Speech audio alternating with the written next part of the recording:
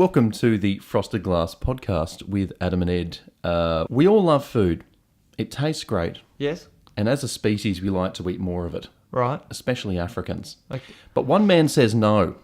And that borderline anemic man is my good friend, Ed. He's often made the claim that if it were possible, he would forgo the necessity of eating in exchange for a magic pill. Now, to be very... Have I uttered that phrase before? Forgo the necessity of eating. Absolutely. That is so me. Now, yes. to be very clear, this is quite distinct from his ecstasy addiction. This is something that I don't want any confusion there. This is something actually that he's referring to a pill that would keep him full all day and he wouldn't have to eat. Now, I just want to discuss this highly controversial claim by Ed. Thankfully, he's joined me today. Firstly, mate, what have you got against food? All right, mate, can I just jump in here? Sure. All right, sure. This is another vicious rumour that has been started I see. By you about me. Okay. When as you know, we used to work together. We did. I try and forget. And I had to work through lunch one day. Yes. Because I had too much work to do. And I made the offhanded quip of, wouldn't it be good if I could just get a pill that I could eat instead of lunch to work through it so it wouldn't be a concern? And you somehow took this to mean that I never want to eat and I could be happy with just 3 pills a day. Look, I would be happy with that justification, Ed, had you not mentioned this multiple times since. Mate, do you know what this is like? What? I once had a friend spread a vicious rumour about me that I hated The Simpsons. And it would so much so be done that he would introduce me to people and say, oh, hey, this is Ed. He hates The Simpsons. To so immediately that's put me that's your offside preface. with people I'd meet. And they'd be like, oh, what's wrong with you? Why do you hate The Simpsons? Really? Just because I thought maybe it was on a bit too much and I didn't like watching it a whole lot. I probably haven't seen an episode for about 15 years. So it was sort of born out of some kind of truth. Yeah. though. It wasn't an outrageous lie. I see what you're doing, Adam, mate. I'm sorry, it's what? Not, it's not. You're trying to link them in that sort of way, but... We'll come back to this later. Mate, I was reading some interesting news, so we'll go straight into that. I think I might talk about the mermaid story, if that's okay with you. That sounds like a great idea, mate. The headline reads, "That's a bit fishy. Teenage girl launches career as a professional mermaid." Emily Keat, who's 19, built her own 6-foot tail and trained for 4 hours a day to turn herself into a half-woman, half-fish performer. What would the advantages be, Ed, of becoming a mermaid in 2014? Let's just say, first of all, I think she's done the right thing to go for the lower part fish, not the top part fish. I agree with you. That could be more difficult. Like, you'd walk around at least. Oh, you'd have constant fish breath. That would be a concern. It would be a concern. There wouldn't be enough fishermen friends in the world, would there? What about issues of global warming, mate? And how so, mate? Is there less water in the world now or something? No, she's more water More now. water? Okay, Yeah. then it's good. Then it's a good thing, isn't That it? goes from my disadvantages to an advantage column. Yeah, there you go. So you're saying that there's more sort of habitable area if you become a mermaid. Yeah, I think so. But there's a bit of a grey area in that she's half fish, half person. Does she have to wait for 30 minutes before Before after swimming? she's eaten? Well, Before I she's mean, I eaten? would see that as an advantage. She probably doesn't. I'd say she would have the digestive system of a fish. What about, public transport might be a bit of an issue. How so, mate? Not a lot of room on the train, for example, to sort of writhe around on the floor. I'd imagine she'd flop around a bit like a goldfish that's been thrown out of its bowl.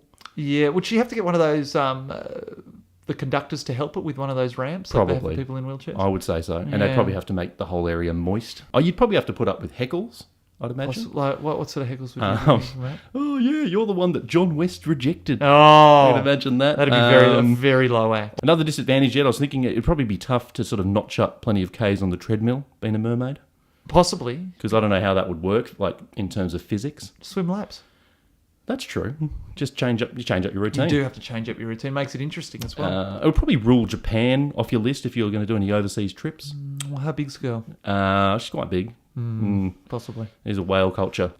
You probably smell like fish a lot too. Is that a problem? Obviously, body odor is an issue That for could turn. most That could be humans. turning people off. But I was thinking about this on the other side of the coin. Yeah, mate. How would you get around if you were a mermaid on land? I'm glad you've asked me this. I've gone to the right person, have I? I've got a feeling, depending on how heavy that tail is, you'd learn how to walk on your hands. It might look a bit odd. So you're saying that you'd have to sort of do the handstand thing? do the most of hand time. walking thing that you see CrossFit people do. Another advantage, you wouldn't have to spend huge amounts of cash on runners. Yeah, I mean, it's how positive. expensive are shoes?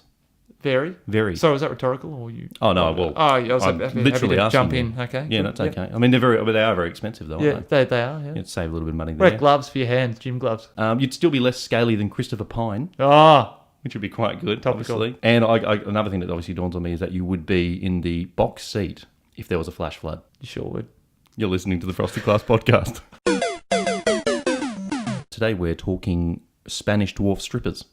Finally. It's been reported in the press that a pregnant lady who gave birth to a dwarf actually cheated on her then husband with a Spanish dwarf stripper. I guess the question I ask you, Yes. Edmund, Yes. is it okay to cheat on your partner if the person you're cheating on is a dwarf?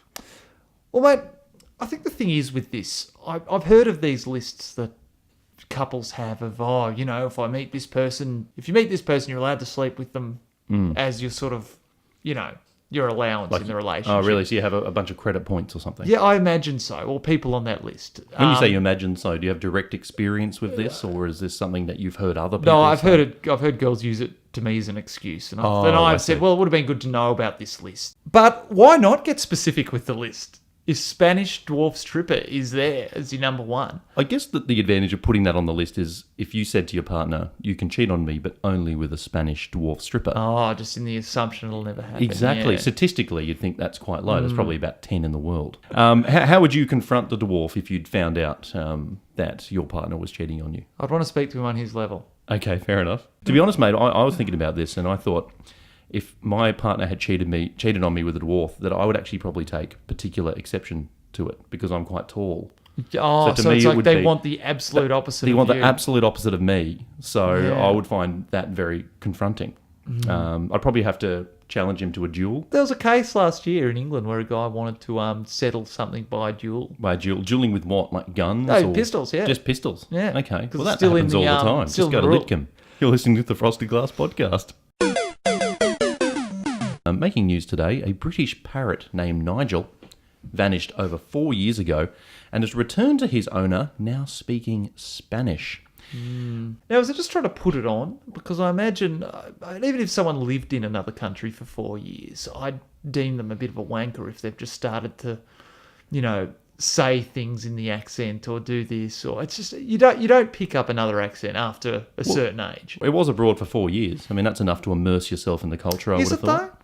Yeah, I well, lived I've in never it- done it. But Well, I lived somewhere for a couple of years. I didn't come back speaking like you went to Italy, didn't you? I did, mate. I didn't speak like an Italian when I came back. The biggest problem I have with this story, Ed, is the fact that the parrot's named Nigel. It's a form of animal abuse, in a way. I think so. Well, my biggest issue, mate, and I think you may have heard of this before, is my whole issue with keeping a pet in the first place. That's right. You're not an animal lover, are you? Well, once again, I don't want this to be taken the wrong way, but I don't understand this need of you to have an animal in your house that you look after and care for. It's like having a kid that never grows up, a child that can never give you dividends. When you have children, when that day comes, will you only love that child if it does chores for you? I imagine we won't have much to talk about for the first couple of years of its life. Just getting back to this story, Ed, I have a second issue with this story. When this parrot named Nigel Yes. came back to its owner, if it comes back, I guess with wild Spanish ideals, for example, Yes. I wouldn't be particularly happy with it.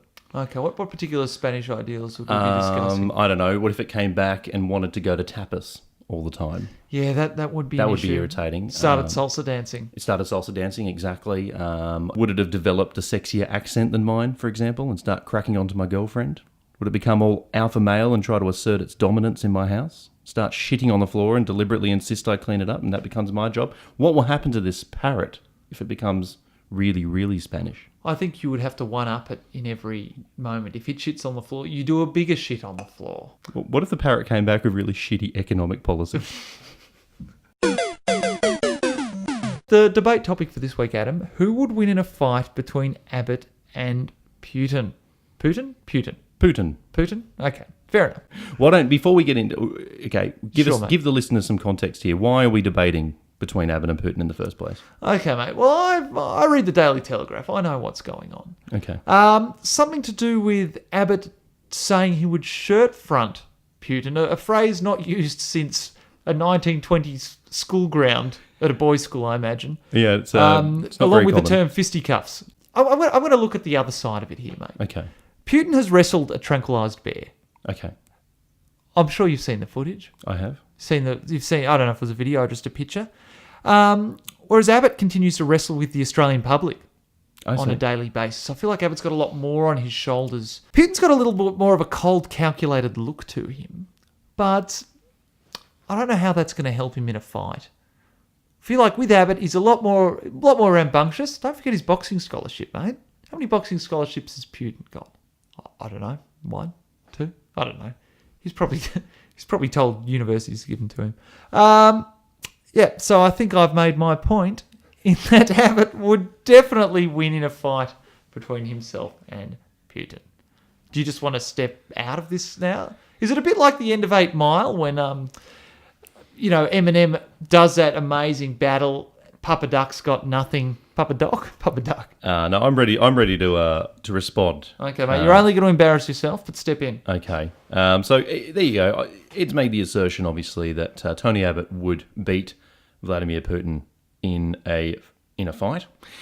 Clearly, that's not true. My fellow listeners, I appeal to your good nature and intelligence here today to accept the obvious truth that Russia's bear wrestling, rock band bashing, assault rifle toting KGB strongman, Vladimir Putin, would easily account for Australia's sinewy, slimy, often half-naked, soft sand running punts, Tony Abbott. Let's start with the base facts here. Diet. Local Russian newspapers claim Vladimir Putin, or Vputs, as he's known by journos at news.com, eats at least one endangered species of animal per day for his protein needs. Typically ones that have been butchered by his bare hands, preferably. And on special occasions, he dines on a homosexual. 2 birds with 1 stone for Vputs. While soft-skinned, mild and meek Tony powers up on a skim latte and half a bowl of Kellogg's Nutrigrain. Tony likes to flex his rather petite muscles about turning back the boats like a big man, when in reality, Vputs wouldn't only turn the boats around, he'd load them up with heavy explosives and set their GPS course for Kiev. Now that is a hard man. We all know Putin is tough. For instance, he bathes his testicles in iced water, despite having access to a perfectly adequate hot water system. But what about poor, thick-headed, diminutive Tony? Yes, I hear he can run the odd triathlon and he once boxed for Oxford. Wow, Tony, boxing for a high-class English uni must have been difficult. How on earth did you defeat all of 55 kilos of Lord James Snedden of Oxley?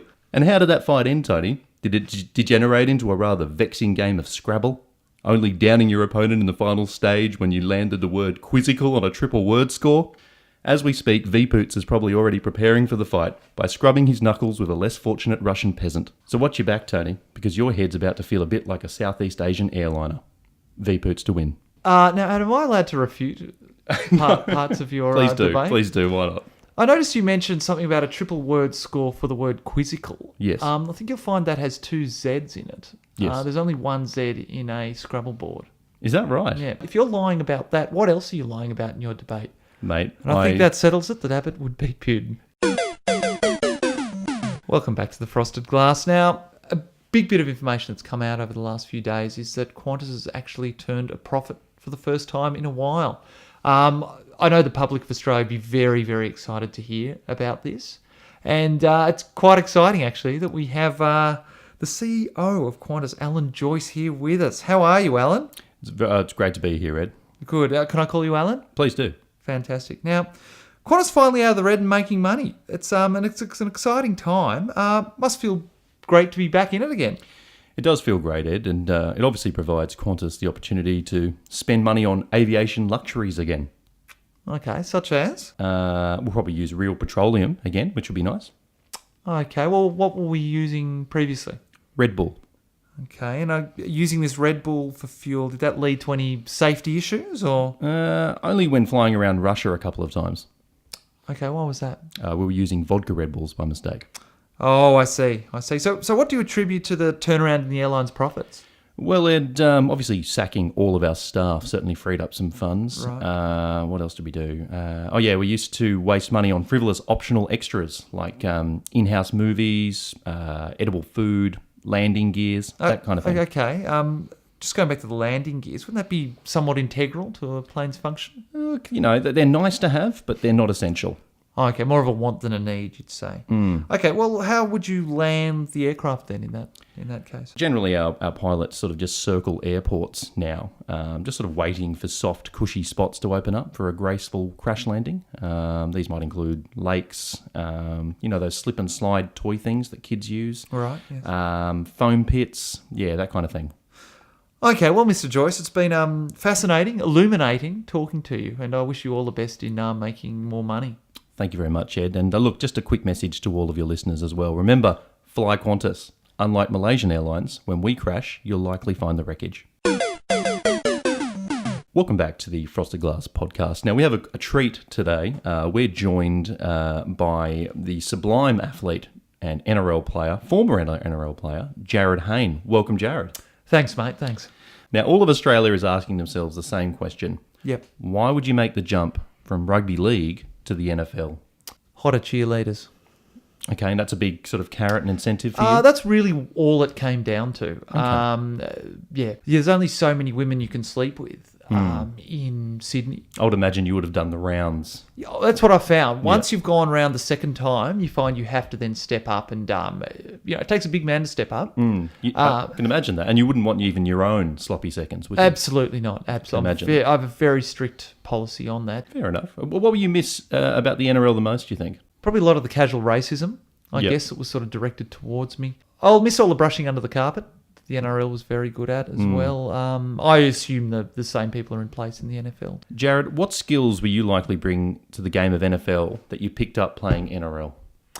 Okay, well, one thing I got very annoyed with NRL is having to play 80 minutes. I much prefer the idea of playing a good sort of minute and a half in an entire game. A 90-second boost. 90-second boost. I like games that go for 5 hours that I'm only part of for 90 seconds and that there's about 300 people on the field. So I thought NFL was just an absolutely perfect fit for me. Right at home there. Look, and I don't want to play devil's advocate here, but if you were unsuccessful in America... Not possible. Do you have ambitions for any other sports?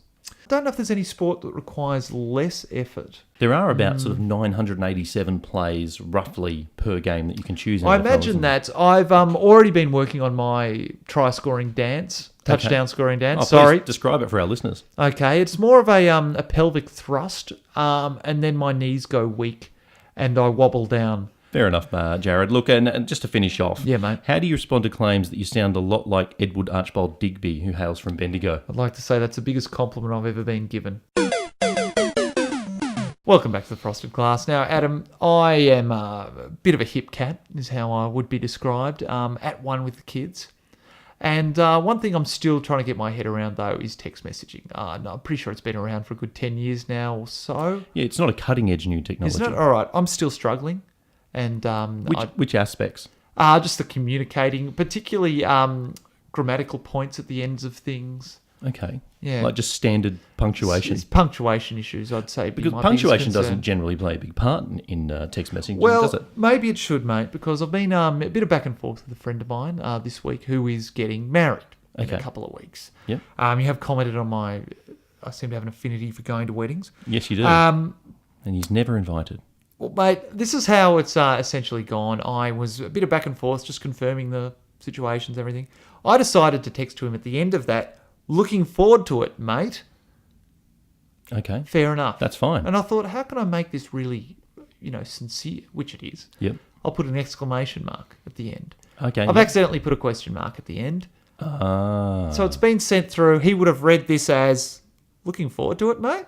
As if... What are you doing, mate? Why are you getting married? Pull the ripcord. I got the response back, I think so, mate, with a question mark. So he wasn't sure. So he wasn't sure what I was going on about. You've become an inadvertent sleuth. Pretty much. I assume he is. I've met his fiancée to be. She's lovely. But, mate, I need to get better at this, at dealing with the young folk. What would you recommend? How can I possibly...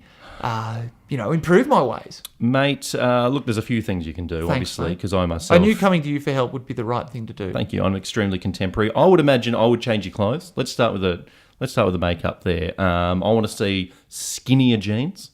Right. I'd probably like to see maybe a top which sort of hugs your nipples a little bit more on the sides. Now, I'm wearing a V-neck T-shirt as we speak. Do you think I should go for a lower V? I don't know if you've noticed this, but now it goes from the neck pretty much to your navel.